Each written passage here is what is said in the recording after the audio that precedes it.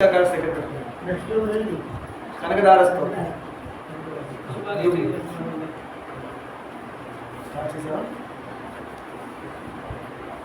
శంకరాచార్య వారు 4.5 సంవత్సరాల దగ్గర 4 సంవత్సరాల మధ్యలో రాసిన స్తోత్రం ఇది.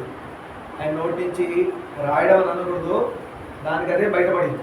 ఎప్పుడంటే ఒక పేద బ్రాహ్మణుని చూసినప్పుడు ఆయన బాధ కలిగింది, మనసులో కలిగినప్పుడు అమ్మవారి లక్ష్మీ అమ్మవారి గురించి ఆయన స్తోత్రం చేశారు. ఫస్ట్ స్తోత్రం ఇదే బయటకు వచ్చింది. శంకరాచార్య వారి నోటి నుంచి వచ్చిన స్తోత్రం కనకదార స్తోత్రం. ఎవరింట్లో అయినా డబ్బుల విషయంగా ఇబ్బందులు ఉన్నా, డబ్బులు టైంకి రాకపోయినా, ఎక్కడైనా ఇబ్బంది ఉంటే డబ్బు విషయంగా ఈ స్తోత్రం చదివితే ఖచ్చితంగా డబ్బులు వచ్చి కొంతమంది 41 రోజులు పారాయణ చేశారు. లక్ష్మమ్మవారికి పూజ చేస్తూ గురువు వినాయకుడు లక్ష్మమ్మవారు వెంకటేశ్వర స్వామిని పెట్టుకొని కనకదార స్తోత్రం 41 రోజులు పారాయణ చేస్తే వాడు ఎంత పేదవాడైనా గొప్పవాడై తీరాల్సిందే. డబ్బు కనక వర్షం కురిసింది. నిజంగా శంకరాచార్యుల వారు ఆ పేద బ్రాహ్మణి కోసం ఈ కనకదార స్తోత్రం ఆయన నోట్లో చాలా వచ్చింది. ఆసుగా వచ్చినప్పుడు లక్ష్మమ్మవారు సంతోషించి బంగారు ఉసిరికాయలు కురిపించింది. బంగారు ఉసిరికాయ ఎందుకు కురిపించింది అంటే, ఆ పేద బ్రాహ్మణి శంకరాచార్య వారు భవతీ భిక్షాందేహి అన్నప్పుడు ఆమె దగ్గర ఉందంటే పుచ్చిపోయిన ఒక ఉసిరికాయ, పుచ్చిపోయిన ఉసిరికాయ ఉంది ఆమె దగ్గర. అది తప్పితే ఇంట్లో ఏమీ లేదుగా, ఎండిపోయింది. అయితే ఆ ఉసిరికాయ తప్పితే ఏం లేదు. అందులో ఆవిడ బట్టలు కూడా పాపం కట్టుకోవడానికి సరిగ్గా బట్ట కూడా లేదు. బయటికి రాలేక తలుపు చాటున ఉండి పాపం ఆ తలుపు సందులో వచ్చి ఆ ఎండిపోయిన పుచ్చిపోయిన ఉసిరికాయ ఏదేదో బ్రాహ్మణుడు టీచర్లతో పంపించని ఆ ఉసిరికాయ వేశారు ఆవిడ. అందుకని ఈయన ఎలా పాడారంటే, అమ్మ బంగారు ఉసిరికాయలు కురిపించు అన్నారు. ఆ ఇంటి మొత్తం పెద్ద పోగ అయిపోయిందంట. ఇప్పటికి కూడా కేరళ వెళ్తే కాలడి దగ్గరలో, కాలడి స్వామివారు పుట్టిన ప్రదేశం, శంకరాచార్యులు పుట్టిన ప్లేస్ కాలడి. ఆ దగ్గరలో స్వర్ణ తుమ్మనాయి అంతేనా అంటారు ఆ ఇంటి పేరు. అంటే బంగారు ఉసిరికాయలు కురిసిన ప్రదేశం అని బోర్డు ఉంటుంది అక్కడ. నిజంగా ఎవరైనా కాలడి వెళ్తే ఆ ప్లేస్ చూసి రావచ్చు. ఉసిరికాయలు మాయమైపోయినాయి బంగారుది, ఇల్లు మాత్రం మనకి ప్రూఫ్గా ఉండిపోయింది. మన లాంటి వాళ్ళు వెళ్ళి చూసుకోవడానికి. కేరళలో కాలడి స్వర్ణ తుమ్మనే అనే ప్లేస్ ఉంది. కాలడి కంపల్సరీ వెళ్ళండి, శంకరాచార్యులు పుట్టిన ప్రదేశం. ఎన్నో మతస్థులు మన భారతదేశం మీద దండయాత్రకు వచ్చి మన ధర్మాన్ని నాశనం చేద్దాం ప్రయత్నిస్తే శంకరాచార్య వారు ముందు నిలబడలేకపోయారు. జ్ఞానం ముందు నిలబడలేక ఓడిపోయి పారిపోయారు, దేశం వదిలేసి వెళ్ళిపోయారు. ఈయన జ్ఞానం ముందు వాళ్ళు నిలబడలేకపోయారు వాదనలు. అలా ఓడిపోయి వెళ్ళిపోయాక మనకు ఆయన ఇచ్చిన స్తోత్రాలన్నీ వారివే. కనకదార స్తోత్రం, గణేశ పంచరత్నం, ఇలా ఎన్నో ఉన్నాయి. బ్రహ్మసూత్ర భాష్యాలు, అలా మనకి ఎన్నో గ్రంథాలు ఇచ్చారు. పురాణాలు ఏంటంటే తిప్పండి. వ్యాస భగవానుడు శంకరాచార్యులు వీరి దగ్గర కనబడుతుంటారు. వీరి దగ్గర నుంచి మనకు అంత కింద సంపద అంతా వచ్చింది. ఇది నిలబెట్టుకోవాల్సిన బాధ్యత మనది. అందుకనే స్వామివారి ఇచ్చింది గుర్తు చేసుకుంటూ ఆయన శంకరాచార్య వారు జయంతి రోజున కనీసం ఆయన స్తోత్రాలు చదువుకుంటూ, స్వామి అట్లీస్ట్ మీరు అంత గొప్పగా ఇచ్చారు, కొంచెమన్నా గురుభక్తిగా ఏదో మాకు తోచింది మేము చేస్తాం, స్వామివారి సేవ అనుకుంటూ చేద్దాం. సరే, ఇప్పుడు కనకదార స్తోత్రం శ్రీ శంకరాచార్య విరచితం. మనం చూసారా, పక్కన చిన్న బొమ్మ ఇచ్చారు చూడండి. ఆ బొమ్మలో కనబడతారు అమ్మవారు పైనుంచి కురిపిస్తున్నట్టు. ఆ పేద బ్రాహ్మణి స్వామివారి భిక్ష పాత్రలో ఆ ఉసిరికాయ వేస్తున్నట్టుగా ఉంది చూడండి బొమ్మ, రైట్ సైడ్ కార్నర్లో. ఆ స్టోరీ అందరు గుర్తు రావాలని ఎంగేజ్ చేసాము. సరే, వీలైన వాళ్ళు చదవండి, కాని వాళ్ళు కనీసం చూడండి ఆ శబ్దాలు. దేవలో శంకరాచార్య భగవానికి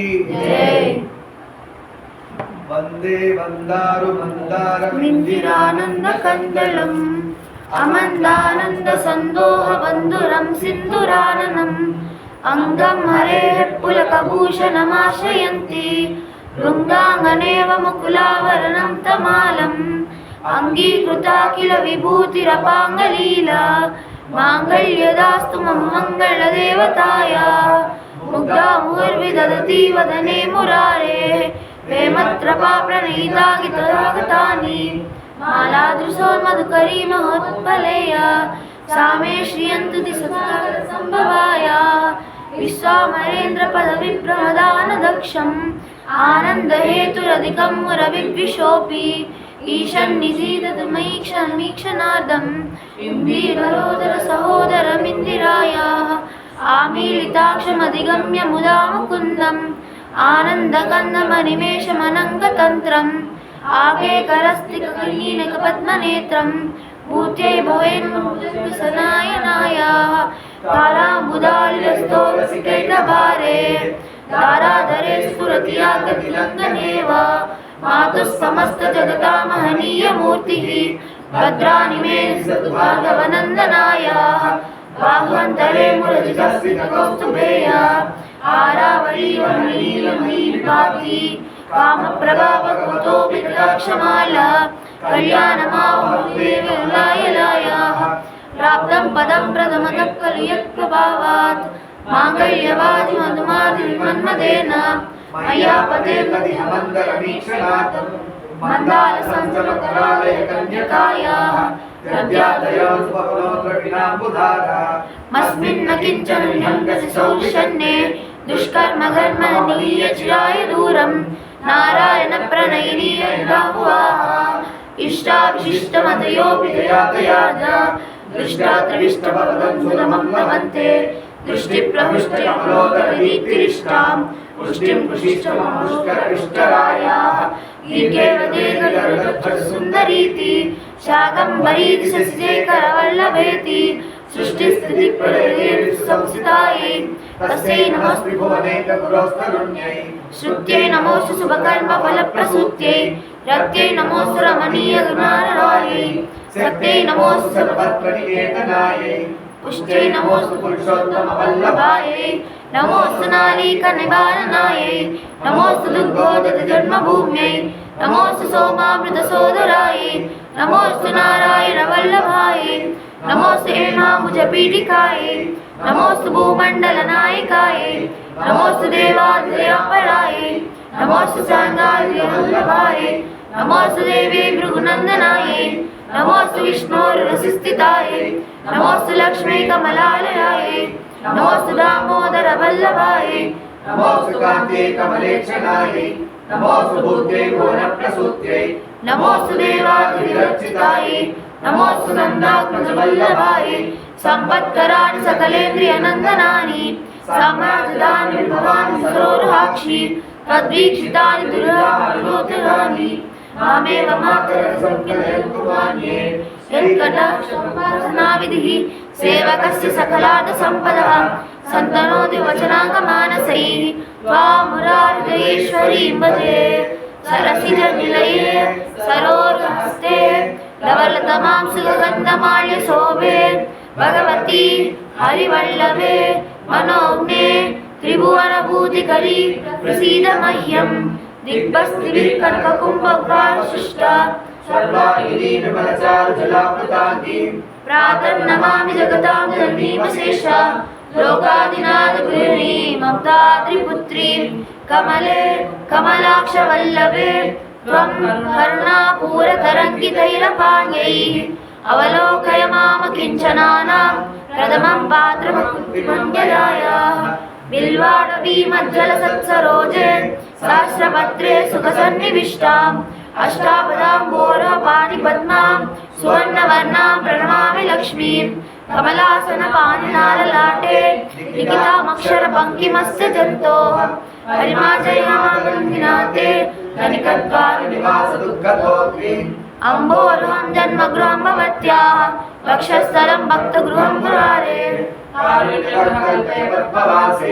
नीलागृहं नेरुयारविन्दं स्तुवन्ति सुरिभिर्भूरिलम्बहं तैमयीं त्रिभुवनमातरं रमां गुणाधिका गुरुतरभाग्यभाजिनो भवन्ति ते भुवि भुववासयाः सुवर्णधारास्तोत्रं या शङ्कराचार्य निर्मितं त्रिसंयम्यं पठे नित्यं सर्वैव समो भवेत् इति श्रीमद्शंकर भगवत्पाद स्तोत्रं సంపూర్ణం. శంకరాచార్య వారు మనందరి కోసం ఫ్యూచర్ లో మనుషులకి ఎటువంటి కష్టాలు వస్తాయో వాటికి సంబంధించిన స్తోత్రాలు ముందే రాసి పెట్టారు. అర్థమైందా? ఇప్పుడు నృసింహ కరావలప స్తోత్రం ఒకటి, అలానే సుబ్రహ్మణ్య స్తోత్రం ఒకటి, అలా స్వామి శివుడి మీద ఒకటి, అమ్మవారి మీద ఒకటి, సౌందర్యలహరి ఒకటి, శివానందలహరి ఒకటి, ఇలా ఎన్నో స్తోత్రాలు ఎందుకు రాశారంటే మనం తీసి పక్కన పెట్టడానికి కాదు. ఆయన నిజంగానే ఆయుష్ 8వ ఏట అయిపోయింది. దాని మళ్ళీ ఎక్స్టెన్షన్ 16 ఇయర్స్కి అయ్యింది. 16 ఇయర్స్ నుంచి మళ్ళీ 32 ఇయర్స్కి అయిపోయింది. 32 ఇయర్స్కి వెళ్ళిపోయారు స్వామి. అంటే ఒక పర్సన్, ఒక మనిషిగా పుట్టిన వాడికి ఇంపాసిబుల్ టాస్క్, అన్ని రాయడం కుదరదు. అన్ని రాసిన వాటిని కన్వర్ట్ చేయడం, అర్థమయ్యే భాషలో కన్వర్ట్ చేయడం ఇంపాసిబుల్ అసలు. అందుకనే దైవం సాక్షాత్ శంకర స్వామి శివుడే శంకరాచార్యుల వారుగా వచ్చారు. దానికి ఎగ్జాంపుల్ ఏంటి అంటే విష్ణుమూర్తి వామనుడిగా వచ్చాడు గుండు వేసుకొని. మరి అలా మళ్ళీ గుండు వేసుకొని మరి ఈయన కూడా రావాలి కదా, ఇద్దరిలో భేదం లేదు కదా, శంకరాచార్య వారుగా వచ్చారు. ఎలా అంటే మధ్యలో నమక చమక రుద్రం అవన్నీ చదివినప్పుడు యుక్త కేశాయచ అంటారు. బొడుగుడితో వచ్చిన శివుడు అని అర్థం. ఎక్కడ వచ్చారో ఎక్కడ లేదు, శివుడు బొడుగుడితో ఎక్కడ కనబడు. శంకరాచార్య వారిగా ఉన్నప్పుడే ఆ సన్యాసాశ్రమ దీక్షలో స్వామివారి శివుడే శంకరాచార్యుల వారిగా వచ్చారు, విష్ణుమూర్తి వామనుడిగా వచ్చారు. అలా ఇద్దరిలో భేదం లేదని చెప్పడం కోసం ఇద్దరు అలా అవతారాలు మార్చుతూ మనకి సమానం, మీ ఇద్దరు సమానం, బయట ఏం నడుస్తుంది, విష్ణు వేరు శివుడు వేరు, ఇద్దరు సమానం అది తెలపడం కోసం ముఖ్యంగా ఈ స్తోత్రాలు ప్రతి ఒక్కళ్ళు నేర్చుకోండి. కుదరినప్పుడు యూట్యూబ్లో దొరుకుతున్నాయి, ఏవేవో వింటున్నాం, మనకి విద్య రావట్లేదు. దక్షిణామూర్తి స్తోత్రం చదువు సరిగ్గా బుర్రలోకి వెళ్ళట్లేదు. దక్షిణామూర్తి స్తోత్రం విన్నా చాలు, చదివితే ఇంకా మంచిది. అదే శ్లోకం మనం ఇన్స్టిట్యూట్లో 2 లైన్లు చెప్పుకుంటున్నాం. ఏంటది? గురువే సర్వలోకానాం విశజే భవరోగిణాం నిధయే సర్వ విద్యానాం శ్రీ దక్షిణామూర్తే నమః. నిధయే సర్వ విద్యానాం, మీరు ఏ విద్యలను తీసుకోండి, వాడి శ్లోకం చెప్తే ఆ విద్య వాడికి వచ్చి తీరాల్సిందే. ఈ 2 లైన్లు నేర్చుకున్నా చాలు. కష్టం ఉన్న వాళ్ళకి 2 లైన్లు నేర్చుకోండి, వీలైన వాళ్ళు మొత్తం నేర్చుకోవచ్చు. అలా గురు శ్లోకాలు, గురుపాదుకా స్తోత్రం, గురువు మొత్తమే మనకు జ్ఞాన సంపద. ఆయన పాదాల వంక చూసి ఆ గురుపాదుకా స్తోత్రం చేస్తే వాడికి ఎక్కడ లేని ఎనర్జీ వాళ్ళలో ఫ్లో అయ్యి గురువు యొక్క బ్లెస్సింగ్స్ కుదురుతాయి వాడి మీద. కుదిరి వాడి గోరు వంక చూసిన, కాళ్ళకున్న గోళ్ళ వంక చూసిన, గోల్డ్ ఎలా మెరుస్తుంటాయంట, ఆ యొక్క తేజో రాశిలో గోల్డ్ ఎలా మెరుస్తుంది, డైమండ్ ఎలా మెరుస్తుంది, అలా ఆ నఖం అంటారు, అది చెప్తారు. గురువుల యొక్క పాదాలకున్న గోళ్ళ వంక చూసినా కూడా మనకి ఎంతో జ్ఞానం వచ్చేస్తుంది. వాళ్ళని చూడటం మన కళ్ళతో కష్టం. అందుకని గురుపాదుకా స్తోత్రం చేసుకుంటూ గురువు గారిని సేవించవచ్చు. అలా వినాయకుడి మీద గణేశ పంచరత్నం చేశారు. అలా మన ఇంట్లో ఒక గృహస్థుడికి ఏం కావాలి, ఒక బ్రహ్మచారికి ఏం కావాలి, ఒక వానప్రస్థుడికి ఏం కావాలి, ఒక సన్యాస దీక్షలు ఏం కావాలో, మొత్తం ఒక మనిషి కంప్లీట్ మ్యాన్ అంటే చూసారా, అలా పుట్టినప్పటి నుంచి వెళ్ళిపోయే వరకు దేవుడిని ఎలా అంటిపెట్టుకొని, పుట్టి దేవుడు అందరు భయం, పేరెంట్స్ భయం ఏంటంటే అమ్మ మావాడు దేవుడు చేసేస్తాడే పోతాడు, అదేం పోవడం, ఇంకా నిలకడగా ఉంటాడు, స్థిరంగా కూర్చుంటాడు, బరువు ఉన్నది ఎప్పుడు కదలదు కదా, ఖాళీగా ఉంటాడు, అటు ఇటు కొట్టుకుపోతాడు గాలికి. శంకరాచార్య వారు మనకి ఇచ్చిన సంపద ఏంటంటే బ్రహ్మచారులుగా మీరు ఉన్నప్పుడు ఏ స్తోత్రాలు చేస్తే మీకు చదువులు బాగా బుద్ధికెక్కుతాయి, ఆ స్తోత్రాలు ఉన్నాయి. అలానే గృహస్థుడు అయ్యాక మీకు డబ్బు కావాలి, అందుకే కనకదార స్తోత్రం ఇచ్చారు, దక్షిణామూర్తి స్తోత్రం ఇచ్చారు. వానప్రస్థం వెళ్తే వైరాగ్యం రావాలి, నిర్వాణాష్టకం పరమ వైరాగ్యం, అది శంకరాచార్య వారు. అక్కడి నుంచి మెల్లగా సన్యాసాశ్రమం వెళ్ళారు, లేదంటే అట్టించడే మోక్షానికి వెళ్ళిపోతారు. అందుకు కదా మనం శంకరాచార్య వారిని పట్టుకోవాలి. వేరే ధర్మ సంప్రదాయాలు చెప్పిన ఎంతో మంది గురువులు ఉన్నారు, వాళ్ళు ఎక్కడో అక్కడ ఈ ఏమైందంటే మెనీ ఫార్మ్స్ ఆఫ్ గాడ్లో అక్కడక్కడ కన్ఫ్యూజ్ అయిపోయి ఈయన గొప్ప అని ఆగిపోయారు. శంకరాచార్య వారు చెప్పిందంటే అందరూ గొప్పే, అందరు లేరు, ఒకడే ఉన్నాడు అన్నమాట. ఆయనే పరమాత్మ, ఒకరే. ఆయనే శివుడు కావచ్చు, ఆయనే విష్ణువు కావచ్చు, ఆయనే అంబిక కావచ్చు. ఇంకో విషయం ముఖ్యంగా చెప్పాల్సింది ఏంటంటే, ఒకప్పుడు ఇండియా మీద, భారతదేశం మీద, సనాతన ధర్మం మీద దండయాత్ర జరిగిందంటే ఎవరెవరో వచ్చేసి ఏవేవో ధర్మాలు కరెక్ట్ అన్నప్పుడు స్వామివారు ముందు కన్ఫ్యూషన్ ఉండకూడదు జనాలు, కానీ ఇంకో గొప్ప పని చేసి పెట్టారు మన కోసం, పంచాయతన పూజ. 5గురు పూజిస్తే అందరూ పూజించినట్టే అని చెప్పారు. అవి ఎవరెవరు ఉన్నారు? ఫస్ట్ వినాయకుడు, సూర్యుడు, అంబిక అంటే అమ్మవారు, శివుడు, విష్ణువు. మరి సుబ్రహ్మణ్య స్వామి భక్తులు వచ్చి మావారు ఎక్కడ ఉన్నారండి, మా స్వామి అంటే మీ 5గురికి ఇచ్చే కర్పూర హారతిలో సుబ్రహ్మణ్యుడు పూజ ఉంది. ఆయన ఎప్పుడు జ్యోతిస్వరూపుడు సుబ్రహ్మణ్యుడు. అందుకని ఆ కర్పూర హారతిలోనే స్వామి ఉంటారు కాబట్టి షణ్మతాచార్య 6గురు అయిపోయారు అక్కడ. ఈ యొక్క పూజ చేయండి, చాలా పెద్ద కన్ఫ్యూషన్ అవసరం లేదు. వినాయకుడు గొప్ప, వెంకటేశ్వర స్వామి గొప్ప, అందరూ ఒకటి. ఈ పంచాయతన పూజ, అందుకే మనం శంకరాచార్య వారి సిస్టమే ఫాలో అవుతాం. మనం పూజ నిత్యం చేసేది పంచాయతన పూజనే చేస్తాం స్వామివారిని. సో దట్ ఇలా కన్ఫ్యూజ్ చేసే వాళ్ళ మనకు దూరంగా ఉండడం కోసం, లేదా వాళ్ళు ఇది అర్థం చేసుకుని ఈ పూజ చేస్తారు అని చెప్పుకుంటూ మళ్ళీ ఒక్కసారి జయ జయ శంకర హర హర శంకర చెప్పుకుంటాం.